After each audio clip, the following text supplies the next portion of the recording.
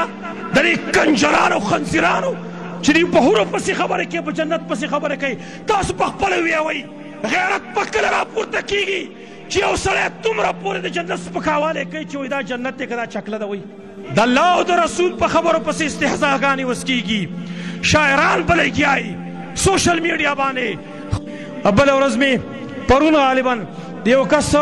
شعرونه مې اورېدل چا ماته ویډیو راولېږله زه ډېر زیات خفه شوم چې دا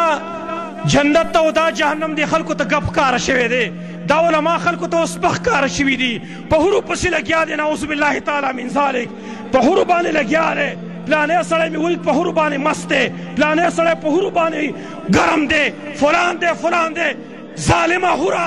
داسې آسان مخلوق نه دی چې تا ته میلاو شي ستا په ژبه لعنت دی ستا په ژبه د الله دانه وخېږئ چې ته په هغه مخلوق پسې خبرې کوې چې کوم الله د مؤمنانو دپاره تیارې کړي پاک مخلوق دی په جنت کې دي په حورو باندې لګیا دی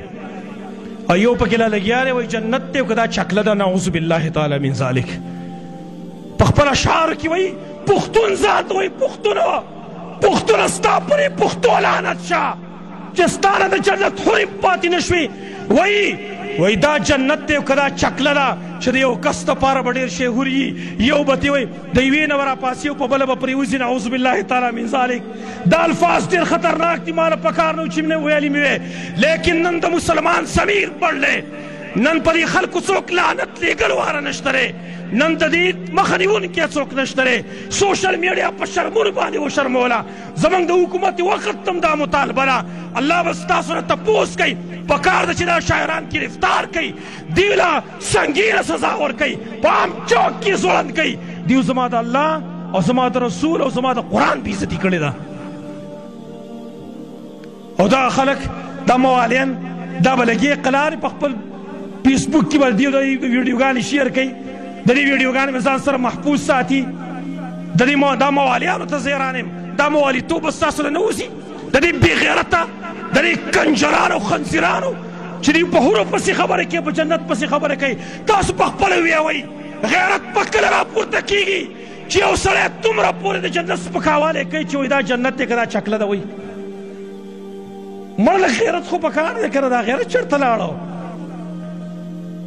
پکار دا وه چې دې سړي له سخته سزا ورکړلی شوي وې ګرفتار کړی شوی دی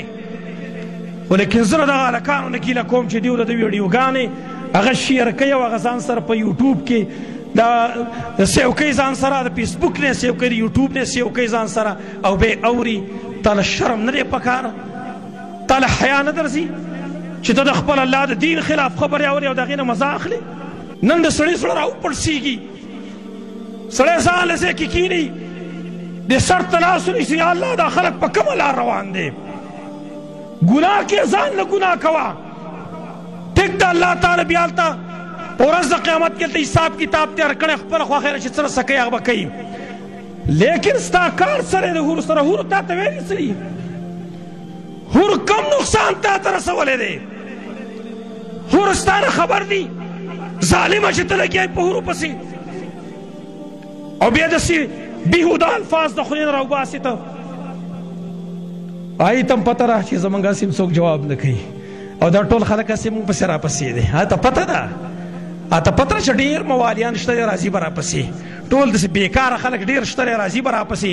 د ملک د دلګانو ډک دی موږ پسې را روان دی هېڅ پروا نشته خپل ویډیو به شیر کوه هغه ته پته ده ځکه دا کار کوي ورنه که په دې مسلمانانو کې غیرت ایماني موجود دی د مجال نشو کېدلی د کې جرأت نشو راتللی چې دی را لګېدلی او د ویډیو دا شیر کړی ویډیو وایرل کړي وې سوال نه پیدا کېده لیکن هغې ته زموږ د ایمان پته